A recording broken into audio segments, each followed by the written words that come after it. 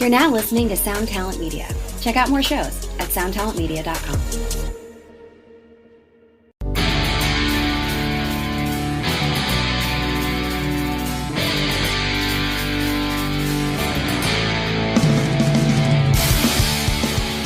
Hey friends, today's guest is my buddy, Joey Cape, lead vocalist for the Santa Barbara, California punk rock band, Lagwagon.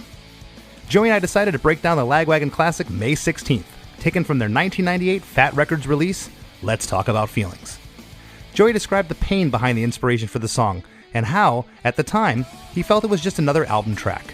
He was very upfront in acknowledging the huge ripple effect that the video game Tony Hawk Pro Skater 2 had on the song, and crediting the game for May 16th being one of the most well-known songs in the Lagwagon arsenal, as well as its lasting impact. I asked him if he ever feels awkward just being the singer and having to stand there holding only a microphone when his band breaks into dueling lead guitar solos for minutes at a time, and we certainly shared a laugh at his answer. And Joey was very humble in stating that while he may be the person who comes up with all the lyrics and chord arrangements on a certain tune, it's not until the rest of the band puts their fingerprints on it that it truly becomes a Lagwagon song. This is a good one, so for all this and much more, I'll see you in the pit. Hey, have you heard? Krista makes a podcast. Hey, have you heard? Krista makes a podcast. Hey, have you heard? Krista makes a podcast. Hey, have you heard? Krista makes a podcast. I feel that there's so much to talk about with you. I want to get a little bit of backstory, and it's interesting. You know, I always assumed as a kid, before I ever met you, when I was listening to Lagwagon from your very first record, but I always assumed because you're on Fat Records that you were a San Francisco band. But you guys, right. Through my research, I guess you're from Goleta, California, which is just outside of Santa Barbara. Yeah, the original band was more or less Santa Barbara band. Goleta's a suburb. Goleta. It should be pronounced Goleta. You got it right. Everybody, it's California, so people say like Gutierrez Street, and it's like actually Gutierrez, And I mean, you feel like an asshole if you order an enchilada at a place and you go, "I have an enchilada," a burrito, like nobody does that. So whatever. California, I'm sure they do the same thing in Florida. But most of the band are from that town, Goleta, and I lived in Santa Barbara, and we all, it's a really small town, Santa Barbara, and the suburbs, so we all knew each other, from other bands, and that's just one of those things where I joined a band that was already happening called Section 8. But yeah, we were from here. Thing is, now there are two guys in Lagwagon that, Dave Ron's been in the band for 20 years or something, and he's a Bay Area. Oh, yeah. He's a Northern California kid, and then Little Joe, who's been playing bass since 2010. He's a Northern California kid. I lived in San Francisco for like 25 years. We kind of did become an SF band. That makes sense where I had, I guess, a little confusion there. But, from when Duh came out in 92, you guys were just on a tear. From then until 98, when Let's Talk About Feelings came out, and the song we're going to talk about today, May 16, I mean, you guys were just everywhere. You were on the road. That's when I first saw you. I saw you at the Milk Bar in Jacksonville. I think on the trash tour. Yeah. So, I mean, you guys were just on fire. It wasn't until Double Platinum that you had your first lineup change. Yeah. And that's when Dave Ron came in, and on this particular record, and on May 16, you had Ken Stringfellow of the Posies, which I never knew that. Yeah. I was really surprised to know that. Yeah. Well, I didn't know him then, but we were fans of that band. We listened to a lot of music. I mean, you're more likely to hear Steely Dan and the Lagwagon van than hear, or Bad Religion or something, But yeah, so there was a phase where we listened to a lot of Posies, and our bass player at the time, Jesse, knew Ken. And I had met him maybe a couple times, and it was a real weird thing because we were already in the studio recording Double Platinum, and our guitar player was just, "I can't do it. I'm out." He quit, And I played a lot of guitar on that record. Ken only played a little, but Jesse just brought it up. Like, "Why don't I call Ken?" And then we all sort of laughed. Like, he's not going to want to be in a band. Like, he probably does not like what we do. And he called him, and Ken was like, "Yeah, I'm going to get on and play, and I'll see you guys." which is so strange. If you listen to the Posies and Lagwagon, you can't really get too different stylistically from either band. That was really surprising. Yeah, and it turned out to be really fun. We did like about, I guess, over a year. We did some touring with him and everything, and it was a trip. I mean, he definitely was overqualified and underqualified. You know, like you have to have some background in the music that our bands do in sort of the intricacies of, dare I say, metal or something. Like you have to have chops. He's like way more of a guy that grew up listening to the Stooges, and it was all open chords. There was rarely any palming or any of that sort of stuff. However, this guy could show you, 20 different tunings on his guitar, and like you try to learn the songs on the Posies records, and it's like, I don't know what he's doing because the tuning is crazy and the chords are insane. And so there's like, these different kinds of musicianship, and he was definitely the cerebral kind over here, and we're more of the, like, we got a little math rock in us, And so it was always kind of a weird fit, but it was a really fun year. And I like what he did on our record. He added a lot of really weird sounds and, kind of fuzzy sounds and stuff. And it makes that record unique. Well, there was a lot of bands after you, and I'm not going to say they ripped you off. That's not what I'm going at here. But, you guys definitely were, I think, a template for some of the, Strung Out, Propaganda even. And that was the thing that drew me to Lagwagon. I was a metal kid. So you guys had elements of progressive metal. Derek's drumming was insane, and of course Dave's drumming is just, I mean, just the feel, and you mentioned math rock. It's like that progressive thing. There was something about it, and then you had these just sing-song melodies going over it that if you took away the double time drums, you just heard the vocal melody, it could be almost a Carpenter song, and I mean that with all my heart. It's awesome. And that's a great compliment because it's definitely the way I see it too. I grew up listening to all this like 70s pop music with my parents, and I guess folk, and the other side was the Beatles and Simon and Garfunkel and all this stuff. But I really liked the Carpenters, and I liked all that, cheesy, sappy 70s stuff. So my melodies were always kind of drawn from that, and it was like a little dirty secret. But the guitar riffs were more from the Black Sabbath world, or the Iron Maiden, or like that kind of metal. And then we had Derek, who, and a lot of the band, he kind of brought us into more. I also had listened to a lot of progressive music, but Derek was really into all that math rock stuff coming out of like Chicago. And so, he was the guy that was like, let's cut this bar. It'll sound cooler. And, so he brought a lot to the table. But it's interesting because it ends up sounding like a thing, but really it's just a collective, that's how a good band works that way, I think. Sure, yeah, it's everybody's influence. I would always laugh when I'd get interviewed in the early days, well, and even now, someone would say, what are your influences? I'm like, how long you got? Yeah, exactly. I got 5 guys in this band. I grew up listening to everything from Neil Diamond to Slayer and everything in between. Plus, you can say, what's fun about that is you can say everything because you can also cite things not to do.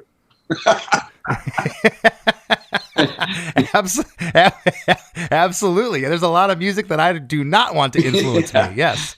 I do not want to sound like, enter. So what were those first 5 or 6 years like? Because when I first met you guys, I want to say it was 97 or 98 Warped Tour. I had seen you a bunch prior to that. Like I said, the first time I saw you was in a legendary venue that Less Than Jake played a bunch, the Milk Bar in Jacksonville. You guys were just touring your asses off up and down the East, West Coast, and everywhere in between. It was back to back to back. Double Platinum came out on August 12th, 1997, and just over a year later, Let's Talk About Feelings came out. I mean, you guys were just rapid fire. Well, I mean, in the beginning, when we became a band, we rehearsed. We had a sort of militant schedule. We were a band that rehearsed 5 to 6 days a week because we were young and we loved what we did so much. It was just all we did, and it was all we thought about. And then if we weren't doing that, we were like skateboarding or whatever. We were kids, and I think when we started playing locally, we would play all the time. And when we finally got an opportunity to actually tour, there was like no question. We bought a van together, we fixed it all up, and we just went on tour, and that became the new couch surf, So the first, I guess, 10 years probably more like 8 years that the band was a band, we were just always on tour. I didn't even have a place to live. I would stay at friends' houses on their couches when I came home because there was no point. Right. I remember the first time we went to Europe, we only played in Germany. And we were lucky enough that NoFX took us as support. And at that point, they were just playing tiny venues, but they were packing them. We did something really smart. We did the run with them, and then we convinced the agent, Dave Pollock, we convinced him to book the exact same thing in reverse. And we would rent a little van and go back to the same towns. And so we played, and like a week or two later, we were like, hey, we're back. I mean, it was like, I wish we could have done that forever, because that really works. It always works to tour with a bigger band and whatever. But as you know, supporting a big band on their tour sometimes can be really an uncomfortable thing. You get a short set and, you know, you go out and it's not really your people. When you get your own people like Less Than Jake has, or Lagwagon, you'd rather play for them because it's like, it's your party. But it worked. It works when you do it as an immediate thing, as a smaller band. It's a really good move if you're lucky enough that people want to come back and see you. But we were playing really well in those days, and you know, we were so charged, and I don't know, it worked for us. And then we skipped something. Like we came back and we had like a normal tour that a band would have that would have taken years to, you know, with a fan base that would take years to accrue. Like it was kind of good. So we didn't, I don't know that we really did that in the States unless you count the Warped Tour, because the Warped Tour does that for you as well.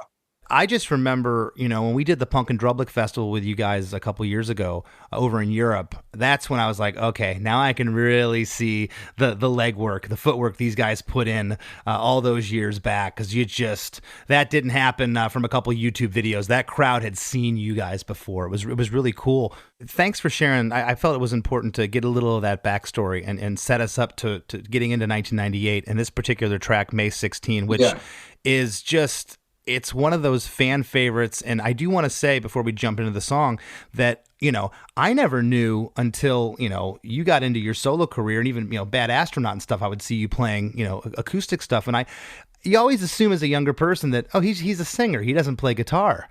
You know, I didn't know how integral you were to writing these songs, as I know how Chris Flippin can play. I know how Chris Rest can play. And it's really fascinating to, of course, get to know you over the years and know that, yeah, he does write these songs. And this particular track, May 16, set it up for us. Was it written specifically for the Let's Talk About Feelings record, or was it something you had prior? Well, I should be really, you know, the humble part, you know, side of me and the honest side of me has to always qualify that with, you know, I do write my songs, I write the chord progressions, and I arrange the songs, and I do all these things, and I come up with a lot of the riffs. But there are definitely instances like May 16th where Chris Rest, the lead guitar player in the band, and I sat down and worked on that song, and all that sort of flamenco kind of stuff that he added. I mean, he deserves great credit for that. That little that I had a break, and he filled it in with this beautiful like flamenco sounding kind of thing, and it was like, oh my God, that made the song so much better. Thanks for saying that, because same thing with me. I'll write these basic chord progressions and have a really good, strong foundation of a melody. But it's the sum of our parts that makes that song great as a song for my band. And it's really cool of you to acknowledge that.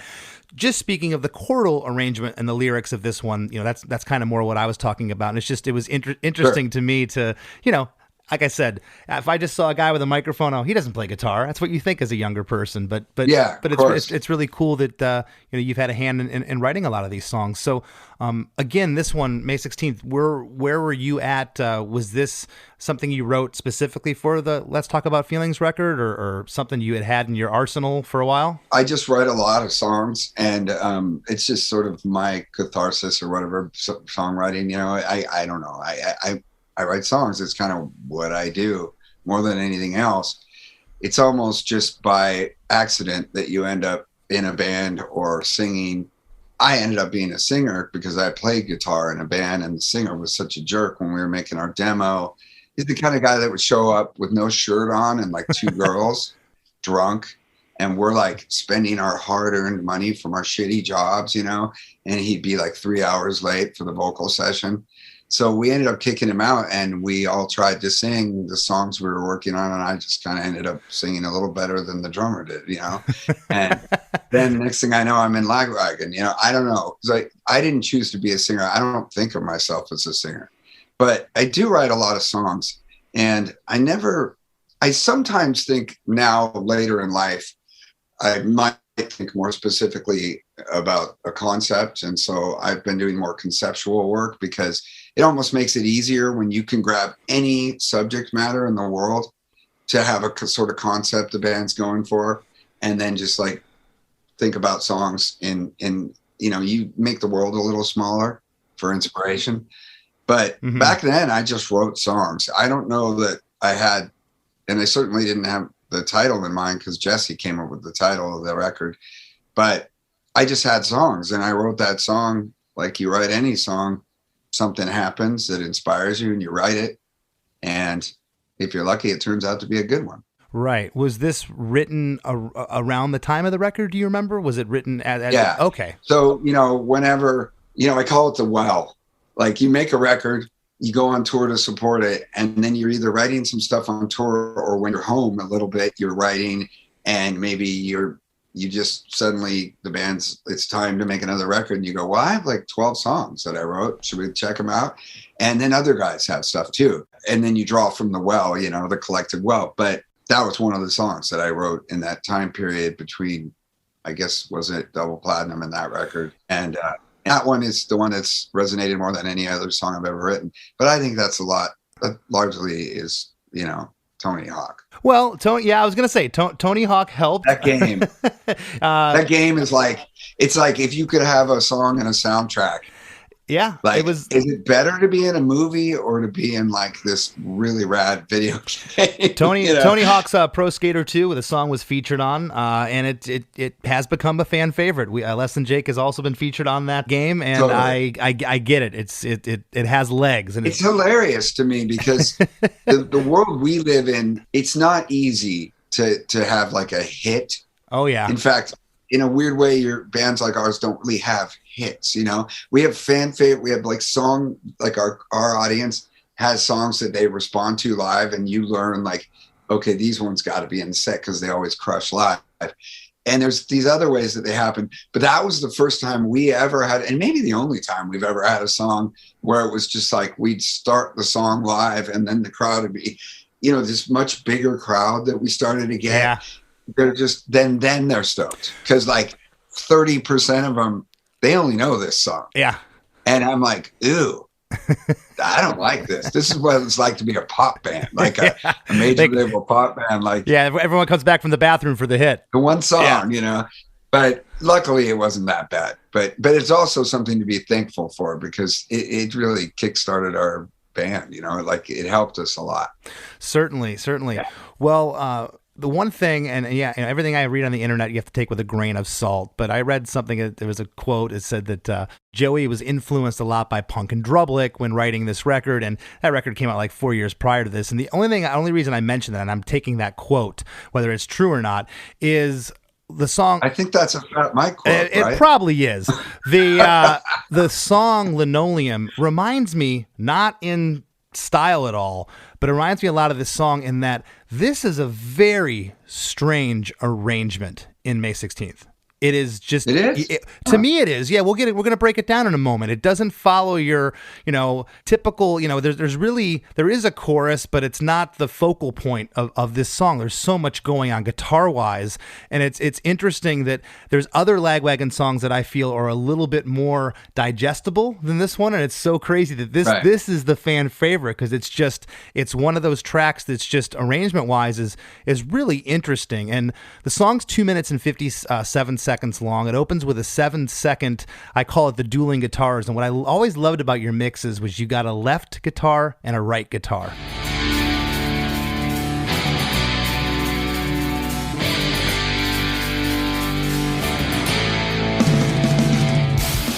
It was almost like Yeah. how the Iron Maiden records were recorded, Sure. to where you could really hear what each guitarist was doing. And those, I call them the dueling guitars, are pan left and right. There's some cymbal percussion stuff going on, really tasty stuff that Dave was doing. And at the 8-second mark, the band is in for 2 measures. And at the 28-second mark, there goes the guitar by itself with that cool little riff I think you were talking about that's just so killer.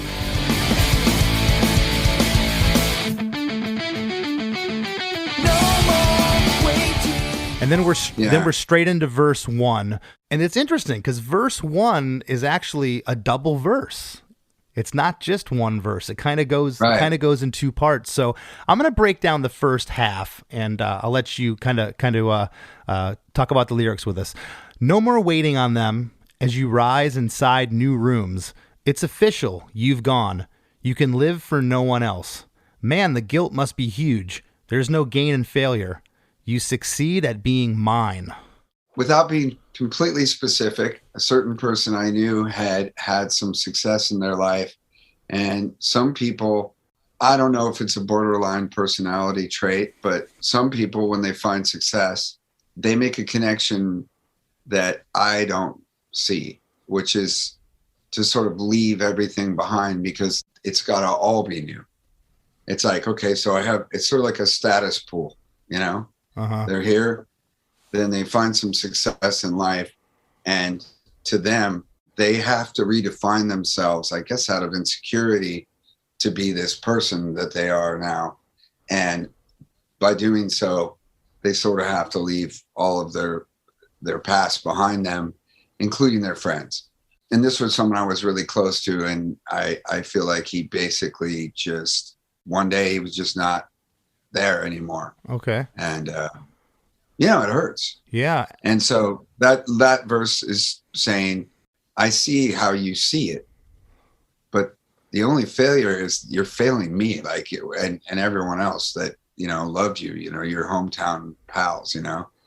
Hi, podcast listeners. I'm Carol Costello, a former CNN anchor and national correspondent. This January, I'm launching a podcast about one of the first cases I ever covered as a journalist. It's one that stuck with me all of these years, the one that buried itself under my skin and stayed put. It's a true crime series about an amazing woman named Phyllis Cottle, who defied torture and death and brought a fierce rage to the quest to find her attacker. Carol Costello presents Blind Rage. It's a production of Evergreen Podcasts and signature title of the Killer Podcast Network. Listen and subscribe wherever you get your podcasts. Discover more great true crime and paranormal programming at killerpodcast.com. It's happened a few times in my life, a few people that handled sort of fame in a weird way. I never understood it. I'm not like that at all. It's almost like they want to be perceived as what the fans perceive them as, or they think they're perceived as, so they can't be themselves anymore. Some kind of weird rock star Kool-Aid shit, that's like, you grew up, like I grew up seeing the spectacular in bands. I understand that when you're a little kid, these people that you love, these bands you love, they seem like almost like gods or something. Sure. But if you're intelligent, you can separate that sort of fandom from reality. You know that these are just people. And as you get older, and especially if you are practicing in the field, you start to realize a lot of these guys don't have any money. Like a lot of these guys are like me. Like people like them, but I'm still going home to no place to live or whatever. Like I got a shitty apartment with like a 20-year-old couch that's got bugs on it. I'm just saying. So there's a lot of like image that goes with it. And it's not too hard to imagine that that's possible. Mm-hmm. And what I find kind of interesting is how I would say it's a small percentage, but a small percentage of the people that find success in entertainment, they kind of go the Kanye West route. Like I have to be the golden god, so their whole persona changes to fit this thing to keep it going. And I always looked at more like, I'm not that way. I'm way more, I don't want to name, I don't like saying names, but like, I think of it like Hemingway or something. No, I'm just who I am. And I'm just going to keep doing it. And I have a really great work ethic. And if it works out and I'm successful, that's a bonus. Yeah. And if it works out and I'm successful, that's a bonus. but I'm doing this because of the art. You know, I'm doing this because this is what I can do and what I know and what I love. Yeah.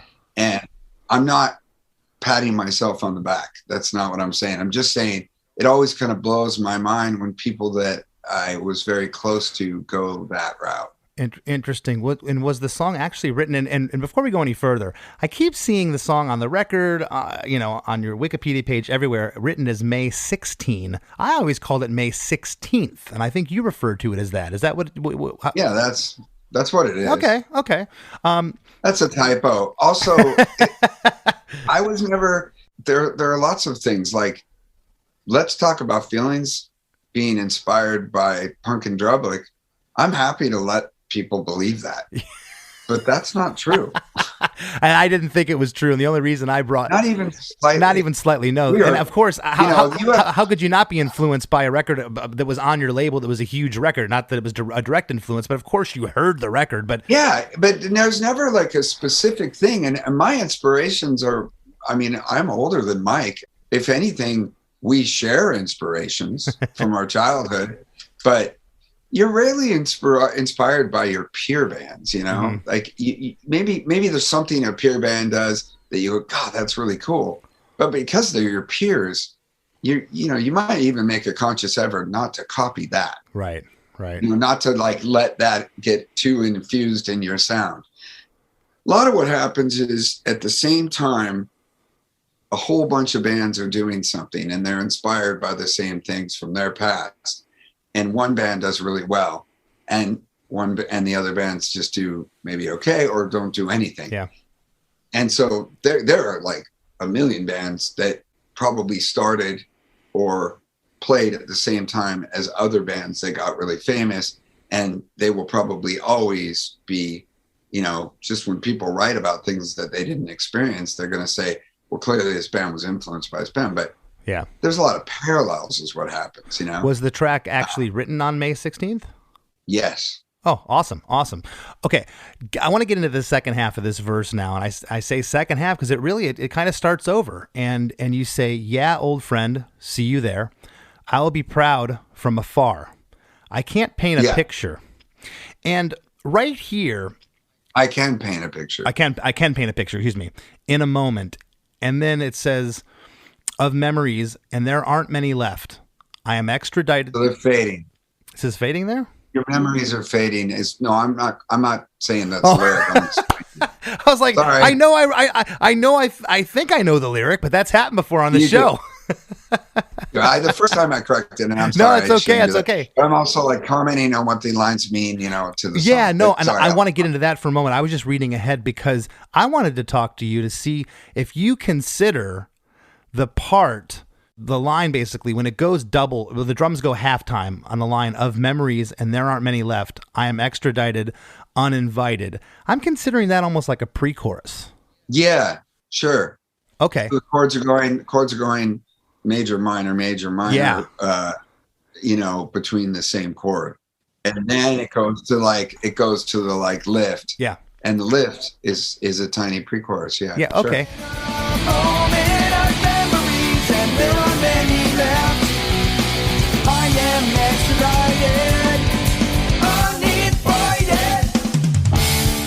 So that's what I considered a pre-chorus, and Joey's agreeing with me here, so we're going to call it a pre-chorus 1.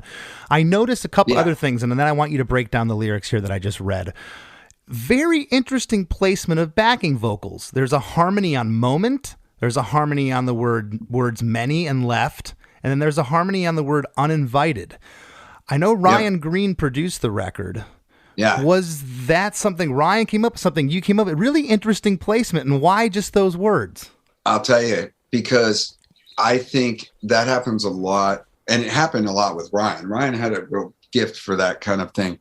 What it was I would sing a harmony on the entire verse or something back then, you know, and let's just say that maybe I wasn't quite I think I've gotten much, much better at harmonizing. But sometimes, even if a harmony works, it just drags down the melody, and the melody's stronger without it. We all learn this as songwriters. And so Ryan would do this thing that I'd never seen before, where he would just pick words I go, yeah, I like that one. And you go, all right, let's keep that. And I'll be like, okay. Oh, I like that one note. Sounds so cool. Yeah, we'll use that. And you're kind of like, okay, unless you really blend that stuff down, this is going to be weird. To me, it's weird if it's like singing, and then it's just like a harmony for a second and then sprinkled that way.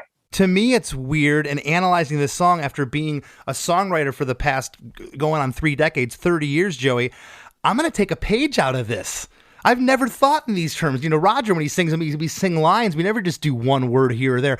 Sure. I think that I want to borrow this at some point and try to do, because it's really tasteful and it's really cool. I think Ryan was just not really thinking about it. He was like, okay, well, you like that? And we'll blend it and it'll sound cool. And you know, the funny thing is once you start paying attention, you start to hear it in old music that you like. Yeah. I mean, sometimes it's just one syllable and you go, wow, that's tricky. But here's the thing. I'm still to this day not drawn to that. I'm drawn to like punches of doubles and punches of harmony.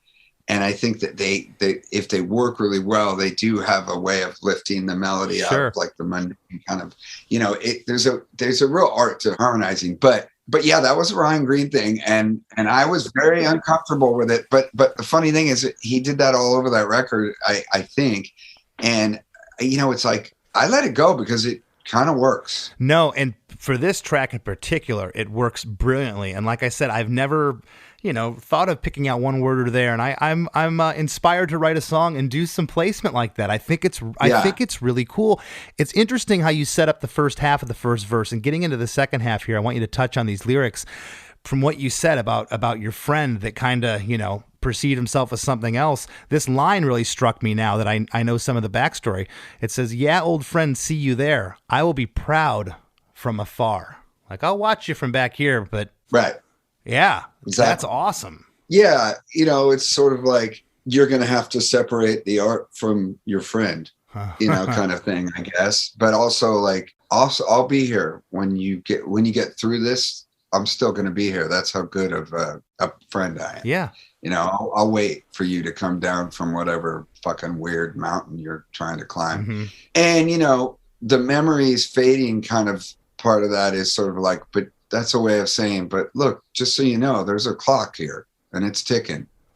Like there's only so long I'm going to be loyal and wait. You know? I have my boundaries too. Yeah. Like I can paint a picture from my memories for a while, but at some point those memories are fading and I won't be here. And that last line now makes so much sense too. I am extradited, uninvited. And on the word uninvited in the pre-chorus, the drums go back to double time there from the halftime. And this is particularly long in a song to get to the chorus. We're at 1 minute and 16 seconds. And the chorus is just one line, 4 words. It's just another Saturday. Yeah. Again, we're getting into the range of where it's, to me, I guess this is the chorus, but it's not really what you'd think of as a chorus. That's why I think this arrangement of this song is weird. Was there ever any talk between the band, yourself, Ryan Green, of we need more of a chorus here, or was that always the idea? I don't think so, but, you know, I'm a pretty willful person, and if somebody had thought that, they might not want to say it. Yeah, I've been in the studio where I'm like, you know what? I don't want to fight with him right now. No, I'll just let this one go. Yeah. We'll get to the next song. I'll pick my battles. I can totally relate to that. I don't think any of us thought like this is a great song, or, you know, that something's going to happen with it. It was just another song, you know. But yeah, it's not too often. In fact, there's only been a couple producers I've worked with that kind of go that route. Yeah. And as I'm older, I really appreciate that now. I like it when somebody says to me, this isn't you need more here. Like you need a departure here or something. And then it pushes me back to the drawing board. And a lot of times, even if they're not right, just because you're forced to go back and try to do something different, yeah, you end up improving it in some way anyway. I mean, there's nothing wrong with going back to the drawing board. In hindsight, like I really like the way that song works. The descending chords and the sort of breakdown of it is sort of saying, this is the defeat, though. Uh-huh. I'm defeated. This is, it's just another day. And it's just another Saturday. I was going to say just now that's where that lyric comes in. It's like, you know what? You're in your own grandiose world of whatever. But to me, it's just another Saturday. Yeah. Well, it's also me kind of lying to myself saying, well, I'm okay with this. It's just another day. It's a little bit of, I think that's, yeah. But also Saturday was sort of a day that marks something that the part of it I can't talk about. Fair enough. Okay. Sorry to your listeners, but something happened on a Saturday that was May 16th. And that was the day I wrote the song. And I wrote the song because something I saw. And then it was just so, it really upset me. Yeah. And I was in a friend's apartment and I just picked up the acoustic and just wrote the song. Okay. Because I was just, like sometimes good things come from bad things kind of thing. Yeah, good things come from pain sometimes. It's, when the first record, when the guy has nothing in the bank, he writes these gut-wrenching songs, and the next record sucks because he's living on the hill in Malibu. Yeah, it's so funny.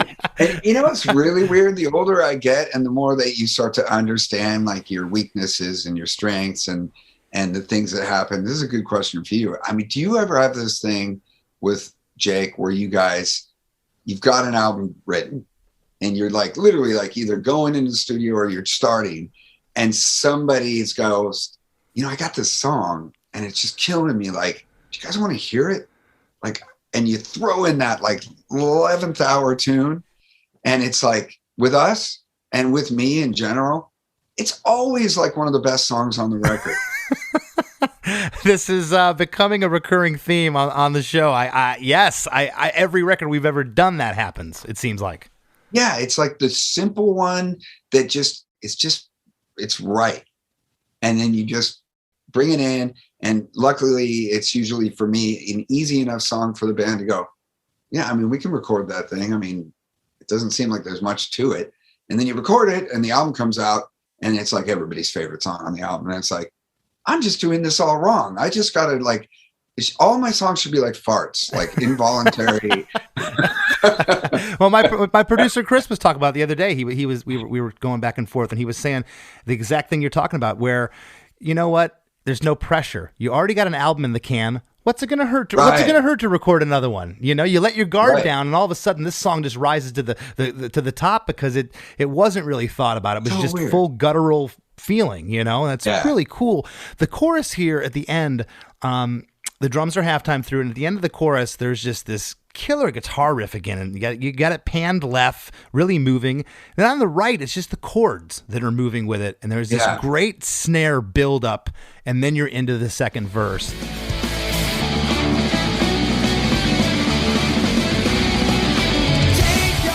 I want to get into these lyrics.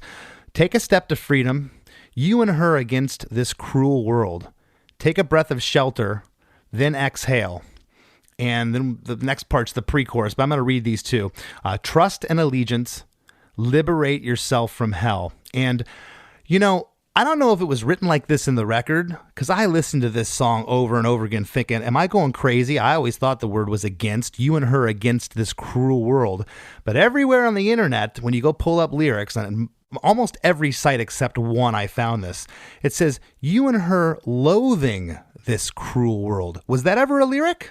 No. And, I have said this, Chris. Like loathing and against aren't even anywhere near the same sounding syllables. Dude. Can I tell you what I think the explanation is? Please. And I mean, no disrespect for people of the world. But what I think is a band like my band has more fans in places where English is a second language than they do where English is the first language. Interesting.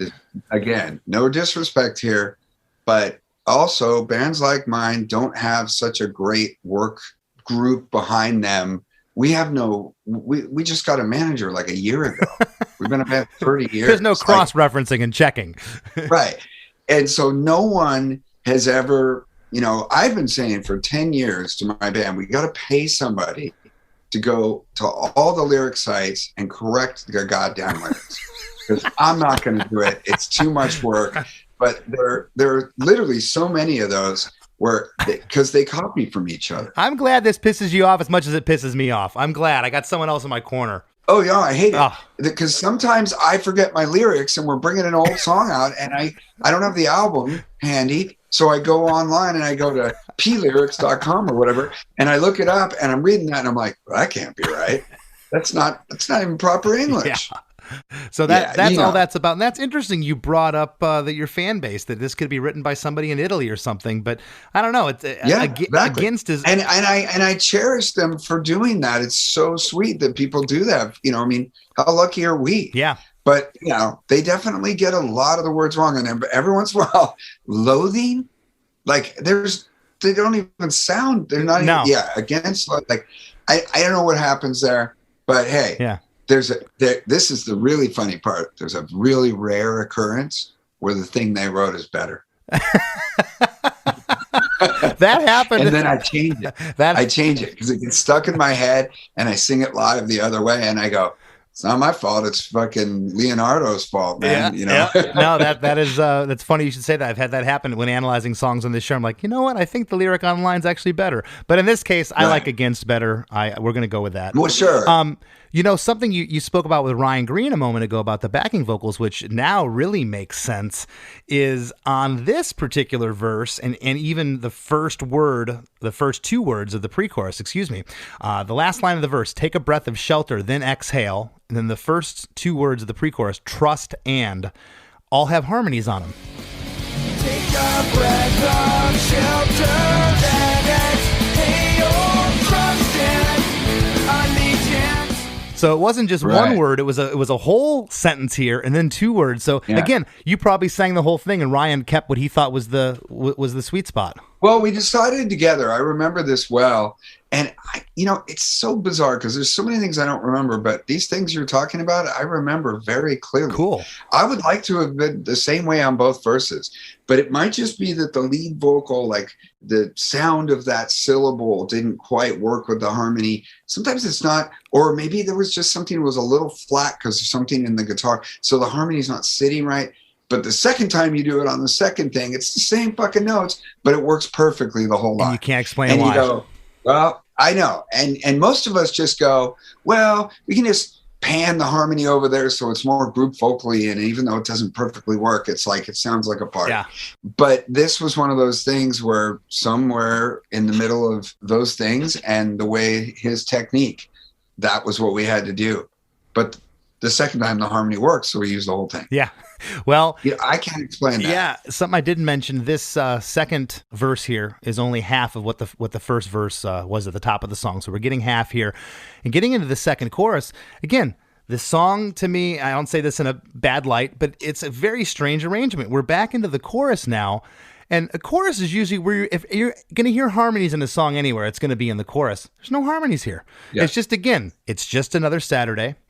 But then you say it twice. You say it's just another Saturday, and on Saturday the second time, the melody changes on the word Saturday. It's just another Saturday.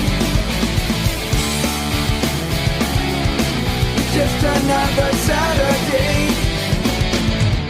Like I'm emphasizing it. Okay, that's what that was about. And it needs to be alone because it's supposed to be naked. It's sort of like saying, okay, all this stuff, and then just like, okay, it's just another Saturday. Like, just relax. Well, that's really interesting. That's me talking to myself. That's really interesting. And you talked about that personal connection there, where this is you just talking to yourself. There's no harmony on it. This is just me. You're ranting about something that you're pissed off about. That's really hurt your feelings, and you're really emotional, and then you take a breath. That's cool. That's kind of the way I see that dynamic, and that just can happen naturally or be, intuitive, or it can be calculated. But I think it was just intuitive and natural in a way with that song because it was written in one sitting. I want to talk about the rest of the notes I have here, and then we'll wrap up the song. And again, cool. I'm going to use the word strange again, Joey, because here at the 2 minute and 6 second mark, we almost have a minute left of the song. When you hit that last, it's just another Saturday with that melody change on the word Saturday, that's the last vocal we hear in the song. You have another 51 seconds of this song going. It's almost a minute of just music. And I got to thinking when I was listening last night, I said, shit, I've I've seen Lagwagon perform this song how many times, but I really wish I could go back to Punk and Drublic and watch you. What the hell does Joey do for a minute at the end here, you know? So that's a long time on stage as a singer with no guitar. Okay, so it depends on the venue. And this is a really funny thing. You are so funny, man. Wow. Yeah, that's so great. Because I have to tell you, you know, it's like, oh shit, I'm not a dancer, you know, like it's like every night the same thing occurs to you. And so you end up developing a routine. That's something you can do, whether it's like, all right, this is the part where I just kind of, you know, whatever, like do a Spicoli dance, you know, or if it was the right venue for a long time when I was in better shape, I would do a stage dive. Ah, okay. Because a lot of times it was the last song we played live. So before the encore, or it was the last song of the set. So I'd just dive into the crowd and let the band have their little solo section. Yeah. But, you know, then you play a festival and like, if you want to dive, you're just going to fall 15 feet into dirt between the barricade and the stage. So sometimes, you know, I just like, I don't know, it just whatever I felt like doing. I mean, sometimes I just grab a drink that's on stage and I just sit there and kind of like drink it with a straw and just look at the crowd like, what are you guys doing? Like, I'm waiting for my band to stop masturbating. Yeah. You know what I mean? Like, I don't know. I guess but it is a funny thing when you first, because, you know, we have quite a few sections like that. Absolutely. Yeah. I have always tried to be generous when I write to those guys for them to have to shine. You know, I think more than a lot of the other bands that they were called punk, we always had a lot of guitar solos. You know? Well, let me get into that real quick. Okay, so the last 51 seconds here, which again, this is just such a strange way to end a song. The whole song to me is just, it's really wacky in arrangement. And again, Tony Hawk, yes, but barring that, it's just amazing how this song, because it just isn't as digestible as some of your other tracks that you have. It just isn't. Sure. And you get here at the 2-minute and 14-second mark, there's this killer descending guitar part that goes into this completely different drum feel. And this is where it gets proggy, the progressive elements. Dave just goes into this like crazy, just complete different time signature. And at 2 minutes and 33 seconds, the intro riff comes back in.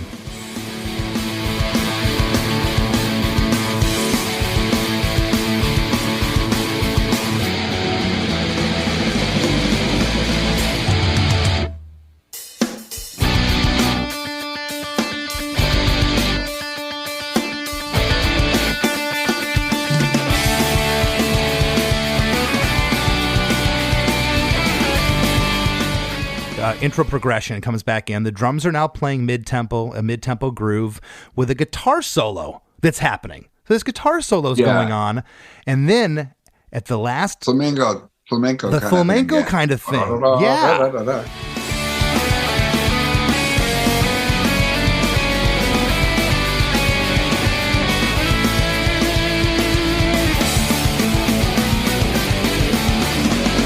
It's all of a sudden we're in like Andalusia.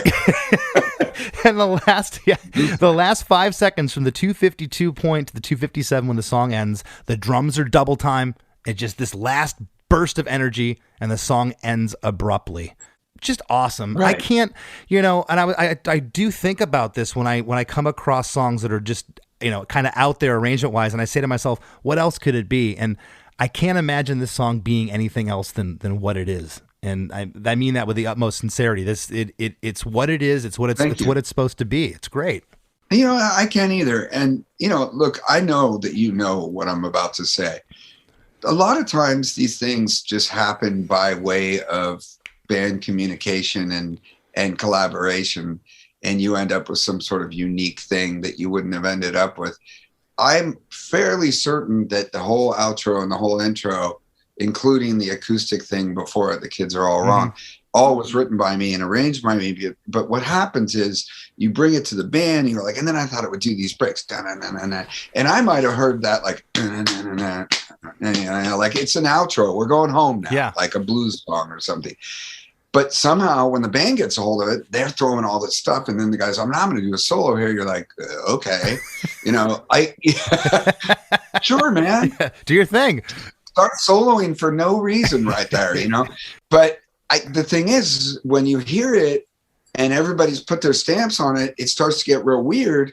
But you go, oh, but this is way cooler than my imagination. You know, I had this like pretty basic, like it may have just been my song, not been at all unique in arrangement. It might have been much more simple sounding.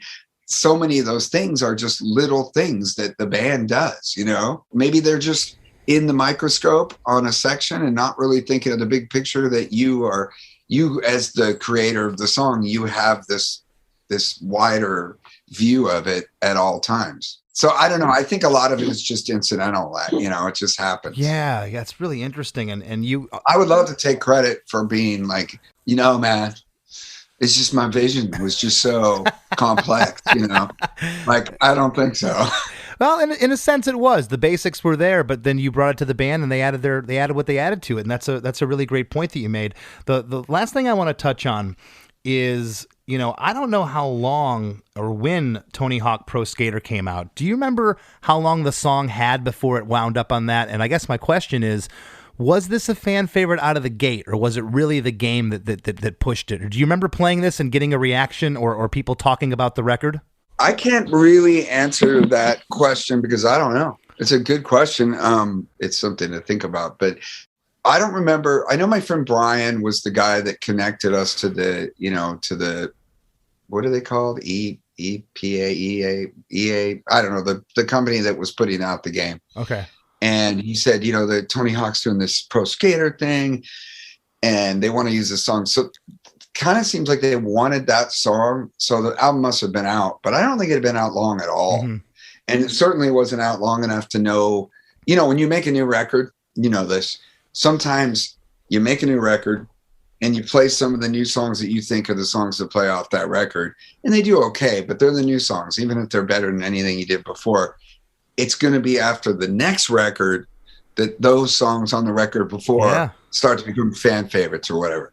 It's super weird how that works, you know, and like sometimes you even know ahead of time they're going to like this. They just need a few years. But you know, that one hadn't become, I mean, really, we have to cite and credit the game for, I think, the popularity of the song, because otherwise it just would have been a song on our record, and it may have become a song that we played every night, the way maybe Violins from Haas became, Razor Burner. There's songs that we play like pretty much every night we play.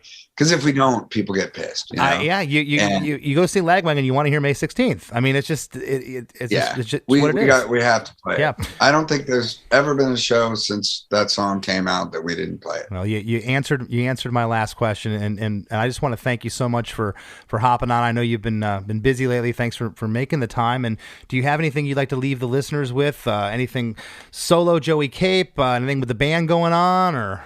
Would I feel a little bit bad if I didn't say? I don't know. I'm making a new record, but okay. Whoop-de-doo.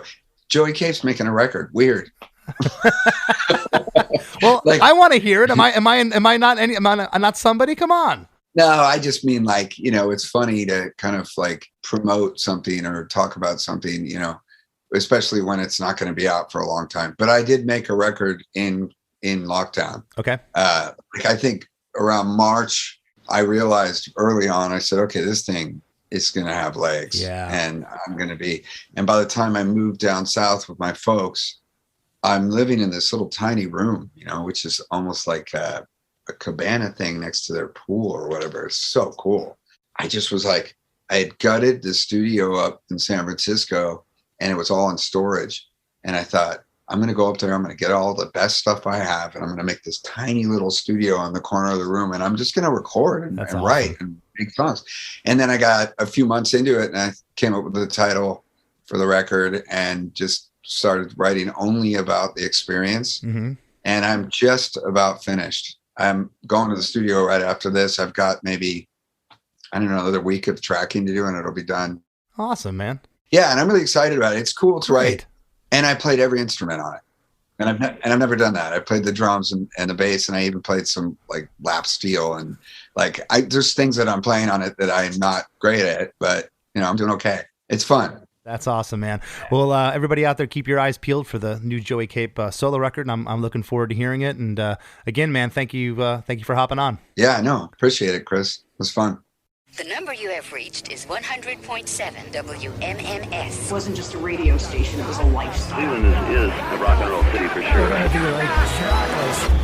Get down! The Wrath of the Buzzard. WMMS.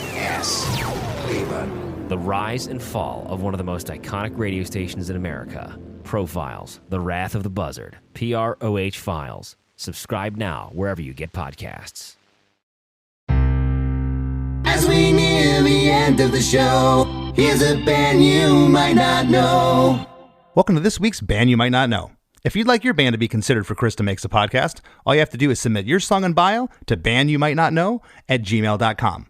This week's featured artist is a punk rock band from New York called Neck Scars. You can find them online at Facebook and Twitter, and you can find their music on Bandcamp. Here's a snippet of their song, Born Sick. I took a bat and swung it at my neighbor's head. Doesn't it scare you to lose control? Even though it's the only way to feel. I heard you move towards me. The Rap with Chris and Chris. Well, that was super awesome. Lagwagon is easily one of the most respected bands in our world of music and among my group of friends. And a large part of that, which I think you touched on a little bit, is like the progressive nature of their music. They're basically a prog punk band. Yeah, they're their own thing. They really are. And I'm so glad Joey didn't take my head off. It came out of my mouth, and I instantly thought, what did I just say? When I said, you got this prog, and it's got the punk elements. It's almost Iron Maiden it's almost metal. And then like there's these Karen Carpenter melodies, For anybody out there who knows who the Carpenters are, it's about as sappy love song, lovey-dovey 70s, contemporary rock you could get. But Joey totally embraced that. It was neat. It was cool to hear him talk about everyone bringing their own element to songs that, I think for the most part, Joey is the main songwriter of Lagwagon, but it's all those influences of all his bandmates that he was talking about. And it made me laugh when he was talking about, the solo happens later in the song, and just thinking about when he went, sure, man, start soloing there for no reason. I thought that was funny because the song is so cool. Like, people obviously love this song, but like Joey said, the song became this way bigger and crazier thing when he brought it to his bandmates. And how cool is it? And I know you've had this experience. I have this experience all the time when you bring an idea to your bandmates and they all put their touches on it, and then it just becomes that more magical. Yeah, I've constructed demos that in my head I'm like, what more could there be here? This is as great as it's going to get. And then the band puts their fingerprints on it and it becomes this other animal, and it's just so much better. Conversely, very few times I've done demos that I think were better than end up on the record. It could go the other way, but very few times. It's usually the sum of its parts, which I mentioned in the episode. And again, kudos to Joey for being humble enough to realize that, yeah, you know what, I can come up with the chord arrangement and the melodies and pretty much a concept for a song, but it's really when the other guys get in there that it becomes Lagwagon.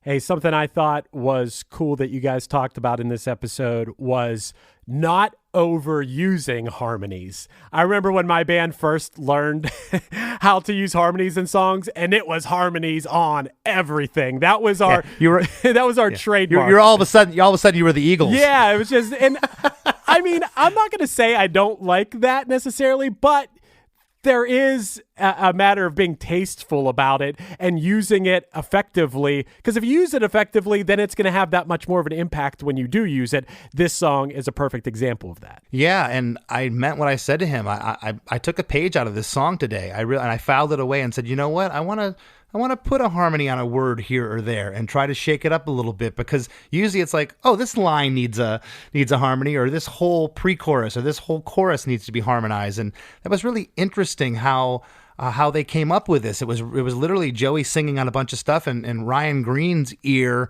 was taking him to certain words and saying, you know what, that lends itself to a harmony. I thought that was really cool. Yeah, something else you guys talked about that I was laughing is talking about being, which I really have never been. I don't think that you have been, but being a standalone singer in a band. That's always been the dream, is to be the guy holding the mic and, running around and jumping. Like, that's awesome. But it is funny to think about. What do you do when you have a 1 or 2 minute section of a song where you don't sing? So you got to do something, Well, when you're Axl Rose, you go behind the amps and have a wardrobe change and have a shot of whiskey. But in Joey's case, it's funny. When I brought that up, he had a little bit of a chuckle and a laugh with it. He says, yeah, and it's funny. I even mentioned it early on in the episode that I just, as a younger person, a younger musician, I just figured, that guy's a singer. He can't play guitar. He can't play keyboards or drums. And how wrong could I have been with that? It's funny, the negative light that I put on standalone singers for a bunch of years. I feel like I was real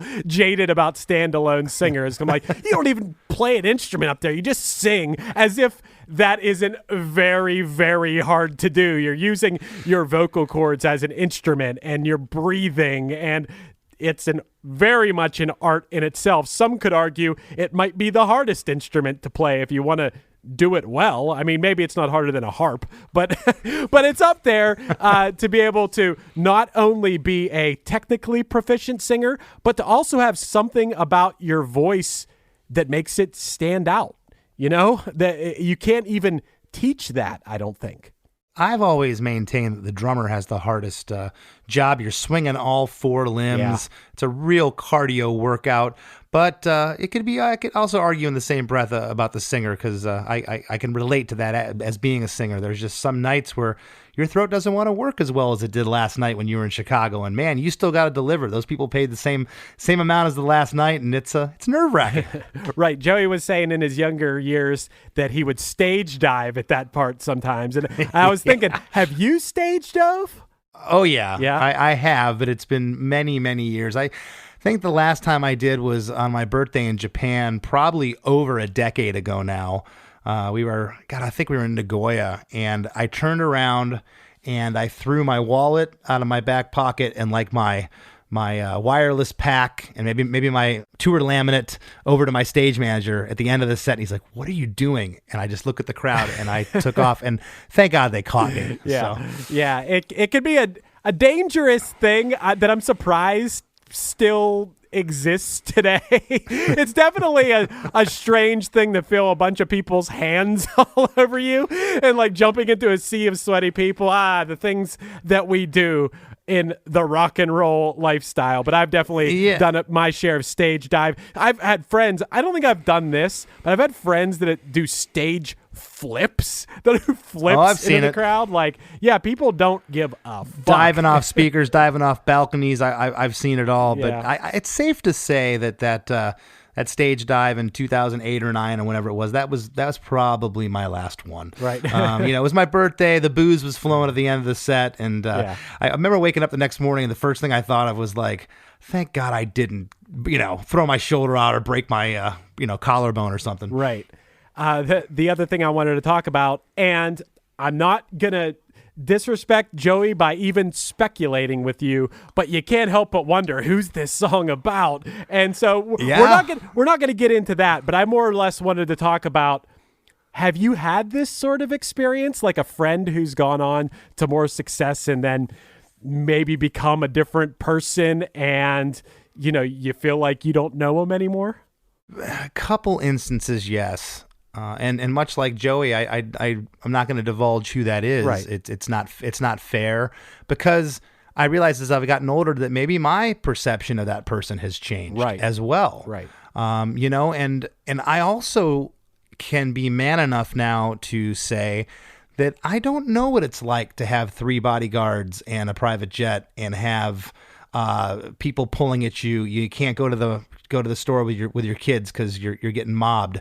I don't know what that feels like. I don't know what that does to a person, but I have experienced that. I have experience where, this guy was a buddy of mine. I'm kind of getting rock started right now. Like, hey, it's Chris from Less Than Jake. Can I come in the dressing room? It's like the manager comes and like, nope, he's not talking to anybody. It's like, and I made eye contact with the guy. It's like, dude, we used to hang out and, but again, I have to be able to be mature enough and know that there's another side to it, if that makes sense. I've had that same exact experience that you're talking about, where it was someone I considered a friend and went to the show, and then it was security guards and stuff, and they're like escorting me back, and I'm like, what? And then that awkward situation where it's like, oh, things are different.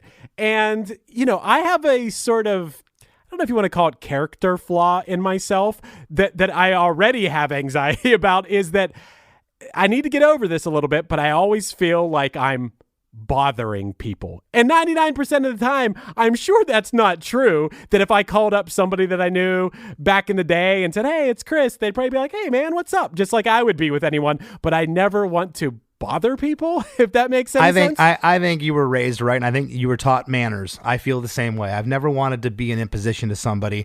I've had people, we talked about this before the show earlier, Chris and I were chatting, that I've had people want to cash in favors for them. Hey man, I'm doing this charity. Can you hit up this really popular band for me? I know you know them. And it's like, oh man, I don't want to do this. Yeah. I don't want to impose just because I know somebody or use my quote unquote star power to get something done. So I can completely relate to what you just said. Yeah, it feels strange. And you guys touched on one more thing, which we have to mention, is the impact of Tony Hawk Pro Skater 2, I guess, and 1. See, I didn't have that generation of PlayStation. I went from like Sega Genesis, then I didn't play games for a few years, played that game at some friends' houses and stuff, and then I think I got like a PlayStation 2 around the time that, remember Rock Band? You ever play Rock Band? Oh, yeah. Dude, Rock Band, so good. Although, the one thing, this is a little bit of a tangent, I think they did make this eventually, but how cool would it have been if Rock Band, it actually taught you how to play guitar instead of hitting matching color buttons? I always thought that was one flaw in Rock Band, but that aside, it was fun as hell. But my point being about Tony Hawk is, that really elevated this song to the next level, just like that series elevated that Goldfinger Superman song. That song. The Tony Hawk, Pro Skater has, I said it has legs. To this day, fans come up and say that, man, the first time I heard you, we had that All My Best Friends Are Metalheads was in the first one or second one, and then later we had a song called That's Why They Call It a Union, and we were just on the latest game. I think it's maybe the 4th installment, nice. Or maybe it's more than that, with a song called Bomb Drop off a EP we put out a couple years ago. So we're luckily we're still getting invited to be on Tony Hawk, and maybe this will, I don't know, open up new doors to fans. That's ultimately what it did for Lagwagon. That's the coolest thing ever, man. I've always had a dream that I wanted to get a Punchline song on either Madden or NHL. Like that was that was two things. Hey, it's funny is Chris number 2. I don't know if he told me this or I'm hearing this secondhand, but I talked to Chris number 2 from Anti-Flag before about having very specific goals for your band. Not like, hey, I want my band to be bigger, or, not vague goals, but specific. And I believe either he told me or someone else told me that a big goal of his was to have an Anti-Flag song on NHL because he loves hockey so much, plays hockey, loves the Penguins and everything like that. And then he got that. They were on there. And I for me, that's always been a big goal too. So, man, that's awesome that you guys are on the Tony Hawk games, man. That's so cool. Heck yeah. And speaking of Tony Hawk, skate right on over to KristaMakesADifference.com for this month's fundraiser for May, which is the Cure LGMD2I Foundation. Limb-girdle muscular dystrophy type 2I is a progressively debilitating disease, and their foundation provides funding for research programs to establish a treatment for this disease. So again, please head over to KristaMakesADifference.com and give whatever you can. Your support and generosity is much appreciated. Yeah, man, just do a kickflip right over to KristaMakesADifference.com and make a donation. Like I've said the last couple of weeks, this is a fundraiser that's near and dear to me. My good buddy, Tony Hartman, actually has LGMD2I, and he also has, I want to give it a shout out right now, he has a really cool podcast where he features people with challenges such as LGMD2I. The podcast is called Good Nature. You should check that out too. But go to KristaMakesADifference.com. If you can pitch in $1, $2, $5, $10, whatever you can afford to pitch in. It all adds up and it all goes to a good cause. That's right. And speaking of adding up, we're adding up some impressive after parties episodes right now for our VIP program, which is called Supporting Cast. And please head over to KristaMakes.com and you can find out all the information for that. We're really excited about it. I'm sure that one episode of Chris DeMakes a Podcast is not enough for anybody out there. So if you go over to chrisdemakes.com, join our VIP program, and you can get one episode every other week, or you can get an episode every week, depending on which level you pick. And also you'll get discounts on some upcoming Chris DeMakes a Podcast merch. And also we'll throw in some surprises here and there. And also, like I've said before, for the price of buying Chris and I a cup of coffee each month, you keep us making this podcast, bringing you great guests, and you'll keep us making this podcast forever. Hopefully we're a very important part of your week each week. I hope so anyway. I hope so too. And the great thing about the supporting cast and the after party episodes is they don't have to follow or be about songwriting. They can literally be about anything. And so far we've talked about some great tour stories. When Less Than Jake toured with Bon Jovi, and it's the fans and the feedback has been really great. People seem to really like it, so it's a lot of fun. Yeah, hell yeah, it is, man. And hey, Chris, before we go, I just want to tell you, happy Lagwagon Day, man. If you're listening to this when the episode came out, it's Lagwagon Day. Happy Lagwagon Day to you, man. Happy Lagwagon Day, and thanks to Joey Cape for sitting in with us. We'll see you next week. Each week on the One Hit Thunder podcast, we welcome a special guest to come take a deep dive into a one-hit wonder artist with us. And together, we decide if that artist brought the one-hit thunder or was nothing more than a one-hit blunder. You can find One Hit Thunder anywhere that you listen to podcasts, so hit that subscribe button and join in on the fun each week. The number you have reached is 100.7 WMMS. It wasn't just a radio station, it was a lifestyle. Cleveland is a rock and roll city for sure. Yeah! Down! The Wrath of the Buzzard. WMMS. Cleveland. The rise and fall of one of the most iconic radio stations in America. Profiles, The Wrath of the Buzzard, PROH Files. Subscribe now wherever you get podcasts.